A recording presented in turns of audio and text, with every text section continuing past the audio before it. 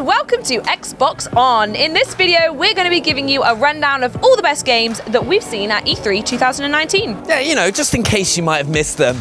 Let's jump right in. Looks like there's a problem with the servos in your hands. Stay calm. You've been out there a while. Halo Infinite was, of course, one of the focal points of the Xbox E3 conference this year, with the announcement of new Xbox hardware Project Scarlet and the reveal that Halo Infinite will release straight onto the brand new super powerful console late in 2020. In an emotional trailer, we were introduced to a stranded UNSC soldier discovering the Chief while the two were in their own darkest moments. Mjolnir powers up and we discover that, yep, Cortana is definitely not there with Chief anymore, but we did catch her at the end, telling Chief, "I chose you because you are special," so maybe all is not as it seems. Fans of the Chief won't fail to recognize the visuals we've seen, with the Spartan managing to look both classic and new all at the same time. Just how does that man do it? Created on the brand new Slip Space engine and utilizing the insane hardware we got a glimpse at, it's set to be a stunning entrance into the next generation. Minecraft is going all isometric with the release of Minecraft Dungeons in spring 2020. With 4-player local and online co-op, Dungeons takes everything you know about Minecraft and twists it with a new perspective. Armed with a bunch of awesome gear, weapons, and enchantments, you can spec out your loadout through the snazzy-looking inventory and work your way through dungeons, crushing mobs and bosses along the way. It looks like it could get quite intense with a few different environments like castles brimming with lava, to lush block-shaped forests, and some nasty-looking enemy hordes to fight through. This will be dropping on a ton of platforms early next year. Spiritfarer is an extraordinary idea Xbox title showcased at the Xbox briefing immediately after the Keanu Reeves cameo, so we'll forgive you if you missed it. If you did, unfortunately, you missed out one of the most breathtaking sleeper hits of the Xbox showcase so far this year. Essentially, Spiritfarer is a game where players build upon their houseboat with sim-like gameplay features such as farming, fishing, relationship building, and mining. However, it's important to note that the tagline for this game is, "Learn how to say goodbye." You see, your houseboat is a means to allow those who have died a chance to find their way into the afterlife. In fact, I interviewed the dev and he described it as a cozy management game about dying. So keep your eyes peeled for this tearjerker coming to Xbox Game Pass in 2020. This might look like a surrender, but it's not. One of the best games of E3 2019 has got to be Gears 5. We've learned a whole load of information about the game, as well as getting hands-on with the brand new Escape mode. The campaign is going to follow Kate's story as she tries to solve her ancestral background.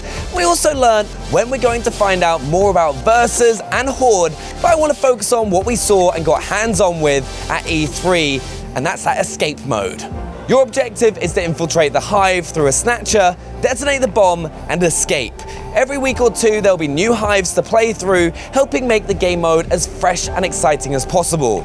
There's also a weekly leaderboard, which is based off the time you take to complete the hive, with your time being adjusted based on the number of mutators that you have enabled. That makes the mode harder. So there's going to be so much variance in gameplay, from figuring out the best route to where all the best loot is hidden, so you can complete the hive in the fastest possible time. On top of that, there's new weapons, new enemies, and a new constant challenge for you to enjoy with Gears 5 every single week, which makes it one of the best games of E3 2019. It's also going to be released September 10th and will be available on Xbox Game Pass from day one. And if you've signed up to Xbox Game Pass Ultimate, you'll be able to get it 4 days early.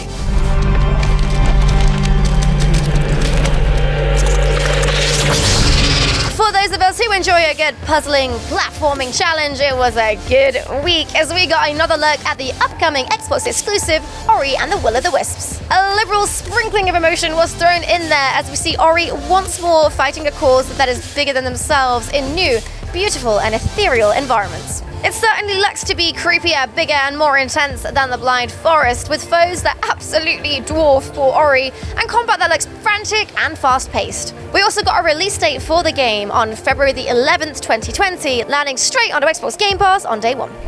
I doubt you could even imagine it. So, as it turns out, George R.R. Martin and From Software have been working on a sneaky little something for a while now. A sneaky little something that looks absolutely incredible. It's called Elden Ring, and it has creepy, dark, and extremely impressive graphics in a cinematic that introduces the game's basic lore. The Elden Ring that gave life its fullest brilliance has been shattered by someone or something to devastating effect across the lands. We didn't get a glimpse of any gameplay, but the premise and the fact that it's from legendary storyteller George R.R. Martin and developers From Software, who have produced some of the most amazing, atmospheric, thrilling games out there, is enough to have us clamoring for more info.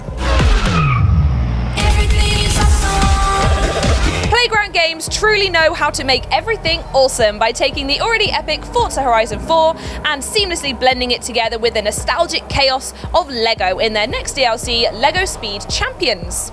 Coming out on the 13th of June, players will convoy up to speed about in the iconic Morris Mini Cooper, McLaren Senna, and more across the beautiful blocktastic LEGO Valley like never before. And yes, I've tested it thoroughly. The entire environment is fully destructible, meaning your windshield is soon going to be covered in bricks of all blocks and shapes and sizes and colours and stuff. The most creative new feature of the DLC is the fact that you cannot buy houses in Brick Valley. No, you have to build them.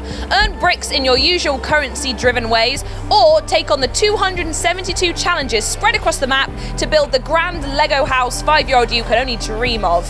One last thing, we did find Emmett's house from the second movie when we tested it out, and I'm going to say it one more time, everything was awesome! Roger that. Just die. Come on, let's go! Another great game from E3 2019 is Zombie Army 4. It's got everything that you'll know and love from the series, with hordes of zombies to take down with epic slow-mo sniper shots, as well as the usual zombie killing methods. You've also got the ability to take down zombies by shooting traps, though make sure to keep an eye out for suicide zombies that have TNT strapped to them, because it's a messy way to go. Along with your wide selection of guns, you can also use a melee attack that'll shock those Nazi zombies, which will then blow up as they get knocked backwards. You then also have the ability to perform takedowns, which, if they're on the floor, means you can stomp on their head to finish them off. There's just so many ways for you to take down zombies in this game in a very, very satisfying way, but it's a game I really enjoyed from Rebellion at E3 2019. V, my man, you made it. You blowing up all over the news. Are you alone? Of course, it wouldn't be a best of list if Cyberpunk wasn't on there, personal biases aside, so here we go. With every new trailer, we get a deeper glimpse into what Cyberpunk promises to be, a look into a cybernetically enhanced world that is as unforgiving as it is beautiful. This open-world RPG from the makers of The Witcher 3 sees you fill the boots of customizable mercenary V as you explore 6 distinct neon-soaked regions. The trailer that we saw gave us a glimpse into a world filled with betrayal, grief, and vengeance. Oh, and Keanu Reeves stars as Mr. Fusion, giving us hope at a pivotal moment in the trailer. We also finally got a confirmed release date of April 16th, 2020, given to us by the man himself, Keanu, and I'm personally still buzzing after that. Oh, I know you could forget the killer robots everywhere. Next up, we've got a hack and slash game. Okay, maybe minus a slash and just the hacking bit. It's Watch Dogs Legion. Set in our very own London, the city is facing its downfall courtesy of state surveillance, private military, AI cults, and the mafia. And you'll need to recruit a well-rounded resistance to overthrow the people ruining this once great city. The fate of London lies with you, as every Londoner has a unique backstory with a special skill set and a distinctive personality, much like the Xbox One team. We'll get to recruit anyone from an MI6 agent to an illegal street racer and customize them with killer outfits and iconic masks. It's releasing on March 6th next year and will be Xbox One X enhanced, so we'll have an amazing way to tour the city. I wonder if I can find where I live. When the smallest of choices echoed through the pages of history. Amazing news to everyone that sits in the middle of the PC and Xbox Game Pass subscriber Venn diagram. Age of Empires 2 is on its way to the newly announced Xbox Game Pass for PC, and it's been remastered in 4K. With a spot in Xbox's already chock-a-block E3 briefing this year, fans had the chance to see an updated version of one of the best RTS games in the last 20 years. But it's not just the graphics that have had a polish, no. Both the campaign and audio have had a seeing to, with a new campaign revealed called The Last Khans. For those eager to get involved and hear more updates, head to the Age of Empires website now and sign up for the beta, or mark a spot in your calendar for fall, for when you can finally start screaming "Wah-la-la-la-la" in your private time once again.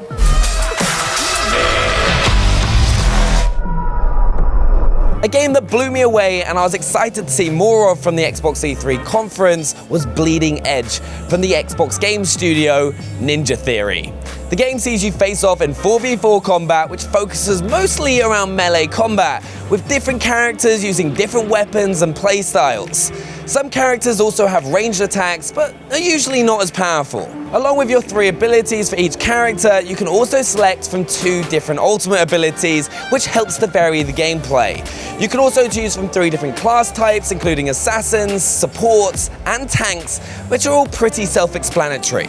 Though we've only seen a gameplay reveal trailer, it's been one of the games that people have played and have left E3 really excited about. That's what I'm talking about! So there we have it, those were some of our top picks of our favourite games of E3 2019, but we also came out here with a load of content creators, and here were their favourites.